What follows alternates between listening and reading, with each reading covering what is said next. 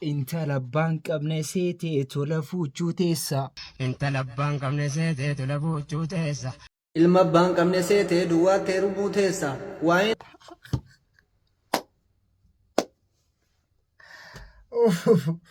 Akkasila wallaahi likki walii walitti himuudha akkas. abbaa manummaa jabeenya ta'uu ni dhageessa. Kanaaf rabbiin baankii dhaabe duniyaa keessa. Geessitti kennadhu maqaan isaa hiyyeessa.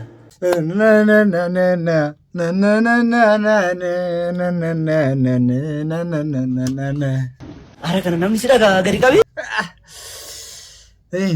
Intala abbaan qabne seetee tola fuuchuu teessa. What? Bro, what are you talking about, man? Dubartiin dingilii qabda yoo jedhan dhiiraan maal jedhan? Akkasii miti. Gaafa dhiifama gaafii qajeelcha. Waa dhiifama gaafii qajeelchinu qaba. Da cakas maakii. Dubartiin durbummaa qabda yoo jedhan dhiiraan maal jedhan? Dubbii qabda.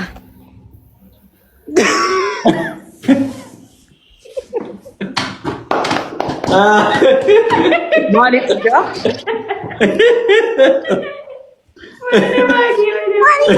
Aku sudah garam-garam tema dubbii qabda. Kakeknya ada. Dubbii qabda. Gua mati ya wallahi. Jadi ya ati mama anjak nada bar. Mama anjak nada ati bar. Oi. Apa tuh Davis? Maal jette maakii? Maal jechu jeenjira. Ya gabaa. Dhiiraan akkas jedhamu. Ajaa'iba qabdan isin.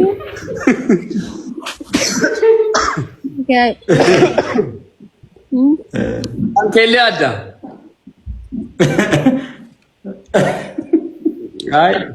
Tahu. Uma hasab nama karira kan ketu ya. Maakiin beeye.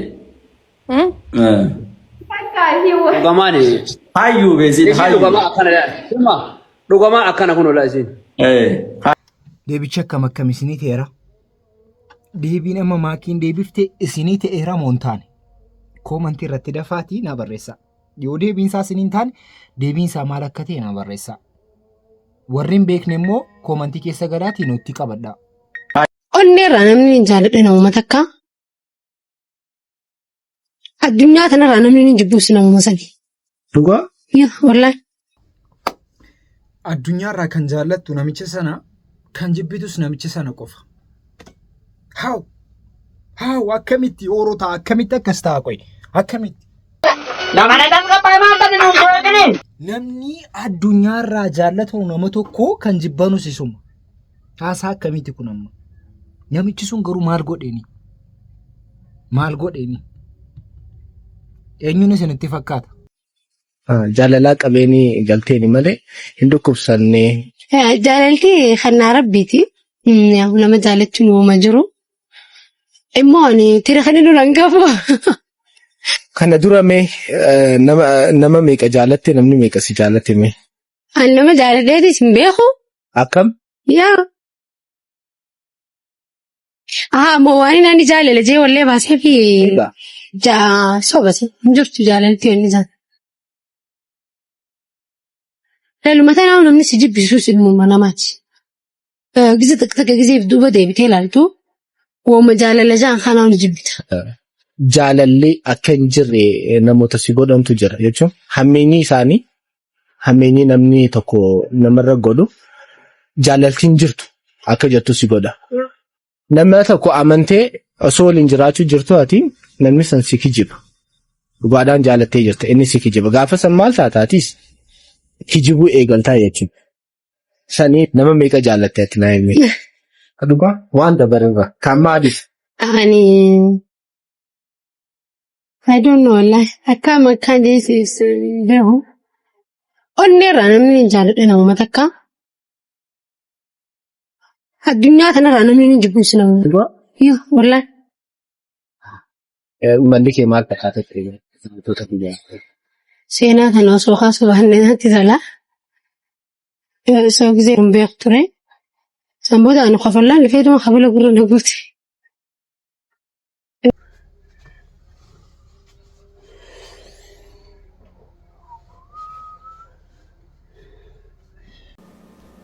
وأنت كسيت نقول نمي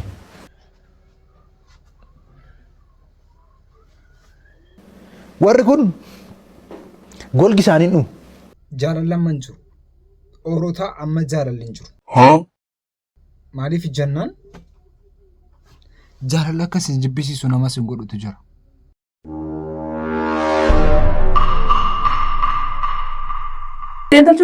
Buddeen mangoodha.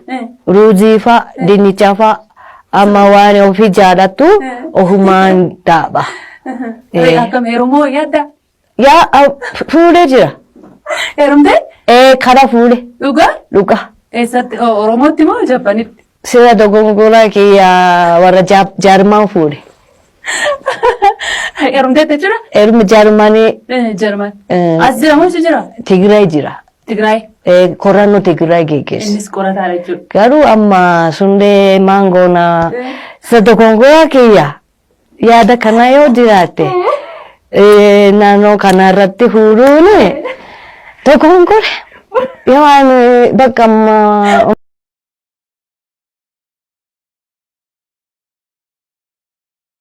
Alaikum iraftiidhaaf baanee bakka wayii jirra. Mucaan kun otuu Oromoo ta'uu baate har'a mana badhaafama ture beekta.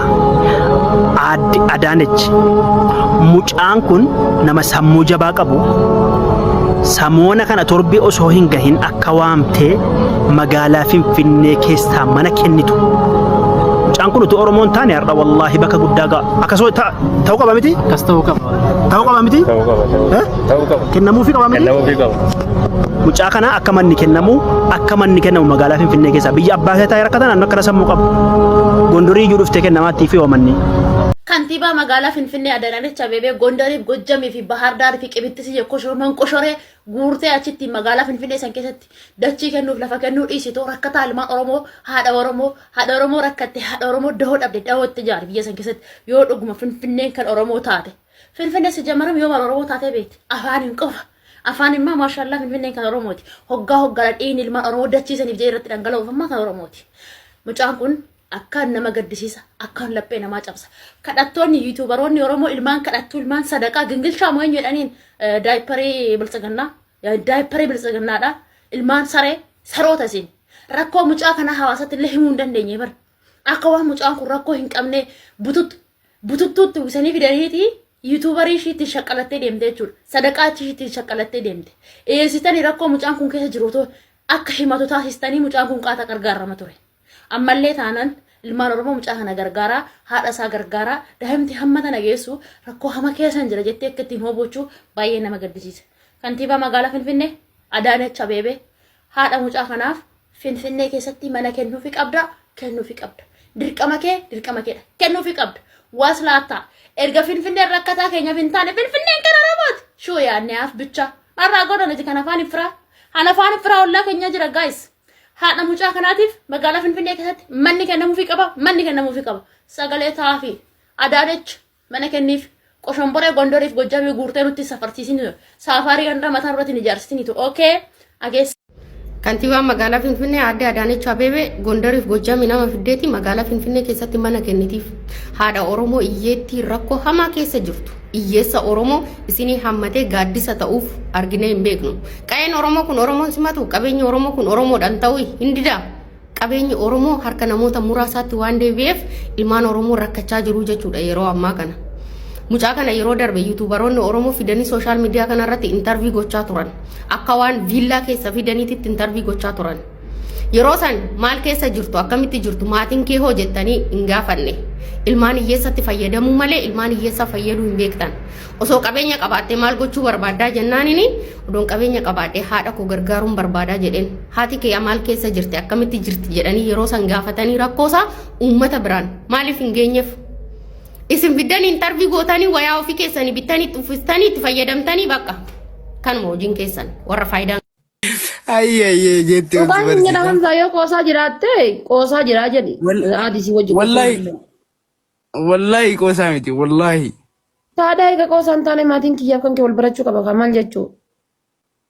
Ara normaal nama wal barata malee.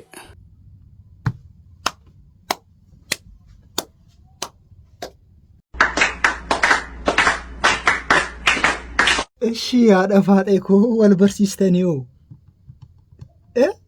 ሰናም ቦዶ እርጊ ወል በረኒ ከአኒም ቦዳ ማን ጋቺም ቦዶ ማይኒ ማል ጀዴ ማዲኬቲፍ ማቲሳ ወል በርሲሳም ማል ጀዴ ኦሮታ ነዲ ባጅራ ማል ጀዴ ወል በርሲሳ ማልኮት ያጅሩ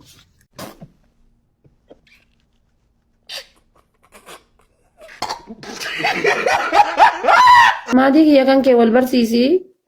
Obboleeyyan kan keetiinis wal na barsiisi. Oromoo rakkoon qabu. Ishii kan milishaan na qabde sana haa ta'an eessa jedha gala. Ati gizee milishaa argiteetiin jette geechuu gizee isaan si dhufanii jedhan. Akkam jirtan gaashee fayyaa keessanii jedhaa bira lufiishee. Homa takka ishiin jiru ati jaarsaa dhabaate sanii meejjirratti waan kenna qaqaxxu sanii go'a ila sirra laal waan ta'eeru. No ati jechuun afaan ittiin batiin ati sabaa itti toleati. Laphee kan keetii qollofadhu sileen qorru baadiyyaa qonnu.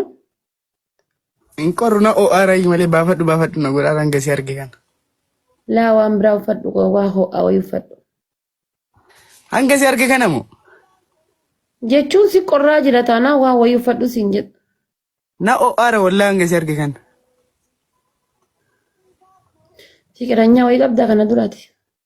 Dhuga mana kimi wallaahi waan na dura dabarsite itti dhiisi natti hin dhugamu. Ishii mee maal jedhe sittaani mu ta'ii qayiqaa moo maanni? Jechuun fikiranyaa wayii qabdaa kana dura.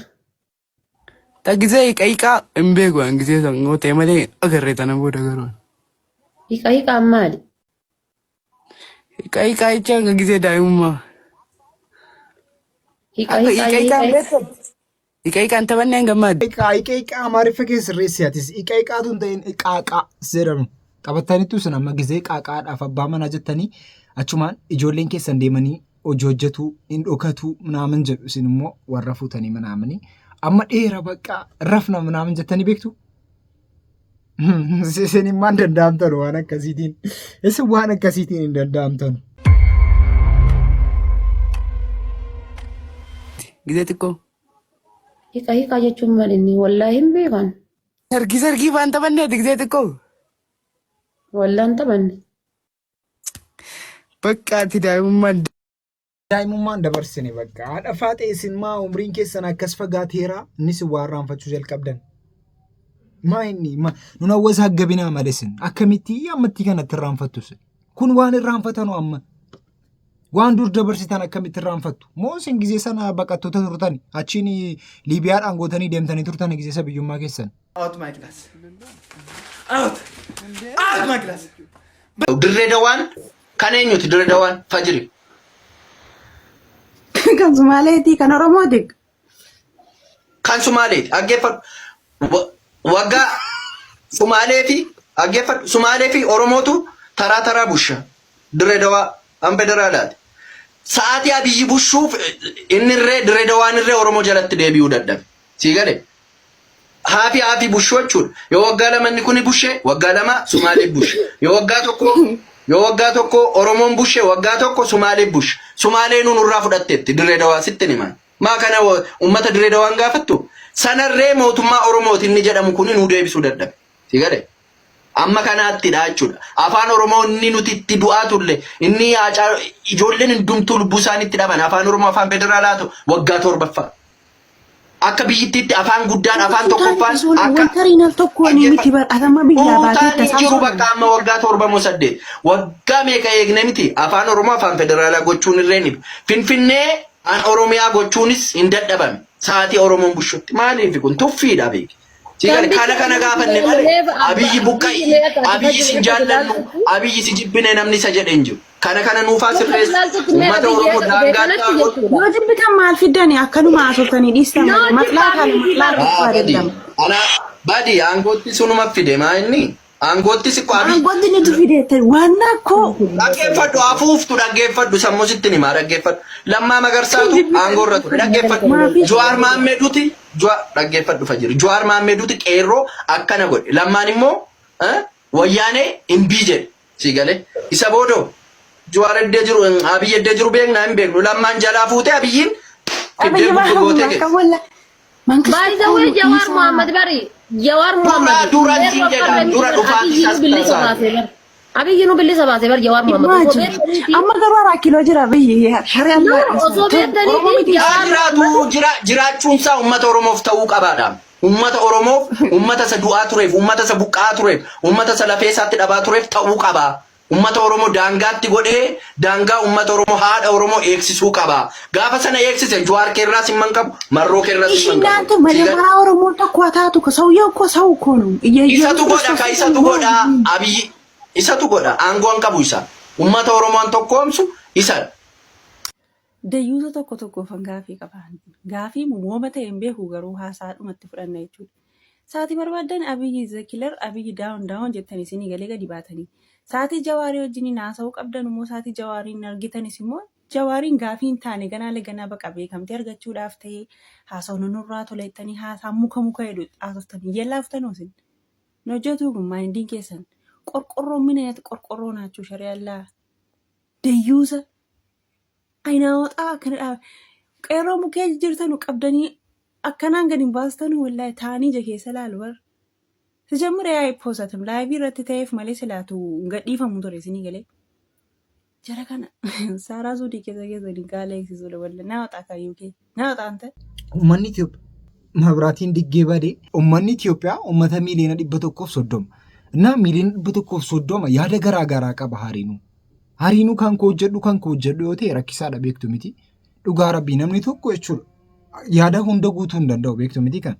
So kanaafuu namicha kana gizee barbaachisa amma wanta hariinuu. An gizee akkasitti namni hariinuu haasa'u dhugaa rabbii baay'ee na dhiba. Maaliif jennaan bakka yaada keessan guutuu hin danda'u yaada keessan harii akkamitti guutu. Rabbi maa kan isin du'aayii kadhattan harii isaa isiniin taqabbalu. Kan keessaa isin barbaachisu isinii kenna miti. Akkuma sanaati bakka wanti isin haasoftan hariinuu furatamuu hin danda'u. So achi keessaa waan qabatamaa ta'e qofayyi namaaf deebifama. Akkanatti fakkaatu akka yaada kootitti. Mucatu haadhaan galee waan jedheen badaayyii har'a baga gammaddee kaa jedheen maal argatte yaa ilma kiyyaa jetteen haatillee chaarjarii bitadhee galee jedheen birrii kana eessaa fuutee chaarjariin bitattee jennaan silkii gurguradhee chaarjariin bitadhee jedheen akka kana nama hedduu haalli jiru akkana harkaa taate seeqatteemi waasiidhaamu osoo waa hunda beekuun akka nu barbaachisu hubanne sila akka waan nama waa beekutti of hin ilaalu turre guyyaa gaarii naa qabaadha warri isin biraa halkanittis halkan gaarii. Jaadichi bareechee ifanatti fakkaata. Bareechee nu galeera nutti fakkaata.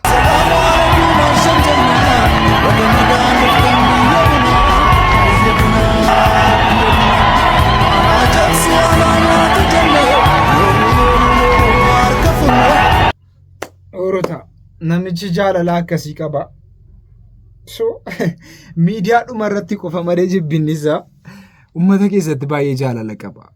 Jechuun waan ta'u nan deeggara waan hin taane hin deeggaru akka kootiitti amma fakkeenyaaf waan hojjetamaa jiru waan sirrii yoo hin taane baay'een achirratti qeeqama kaasa waan sirrii ta'e immoo sirriidha jenna.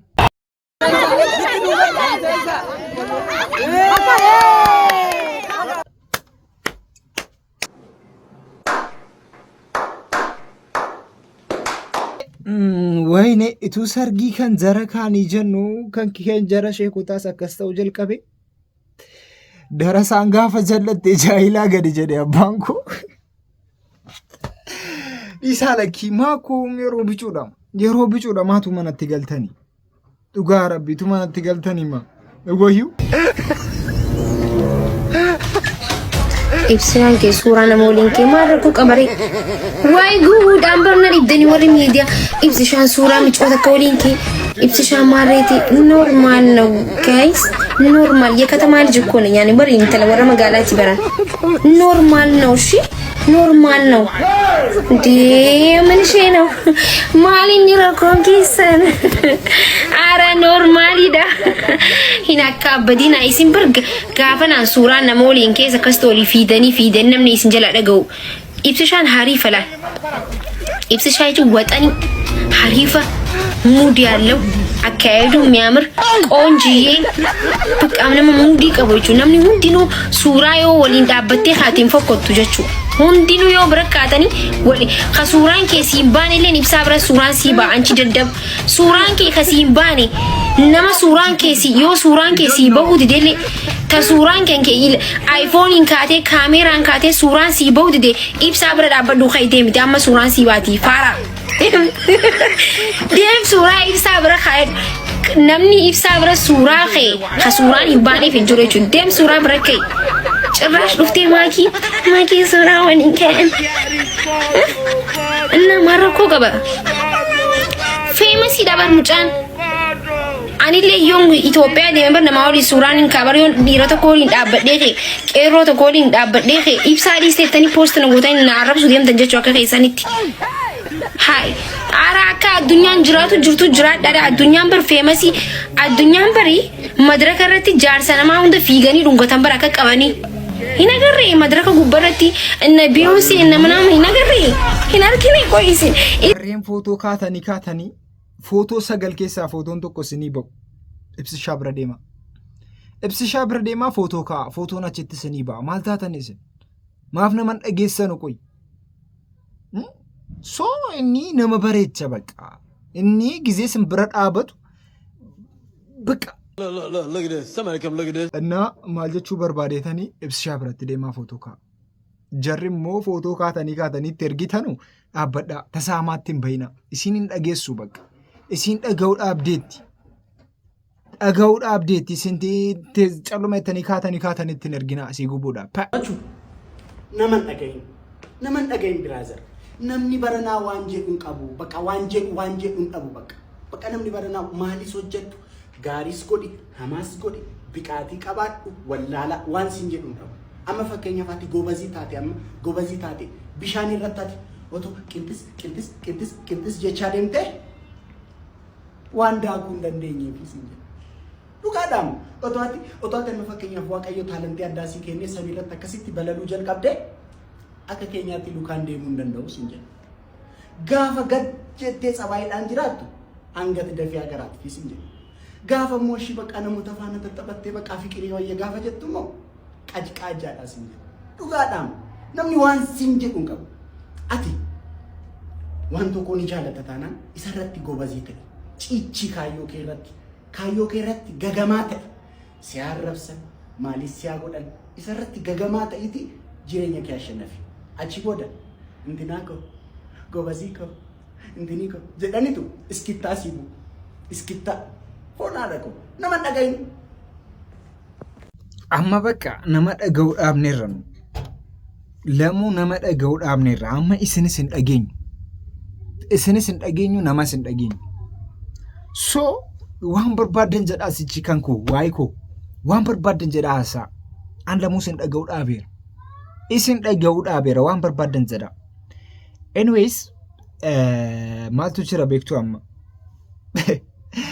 Xibaarii koo kanaaf itti gaafatamaan raacheedha. Xibaariin xabbaraaru kanaaf itti gaafatamaan raacheedha. Raacheetu amma mutufeeta na godhee kee. Raacheetu amma waan keessa koo hin jirre xibaarii keessa koo ittiin argamne isatu natti kakaase. So itti gaafatamaan isuma sagantaan irraaf qabanne kanuma fakkaata. Sagantaa firaatamoo walitti deebiin nuti. Isin jaallatamtoota.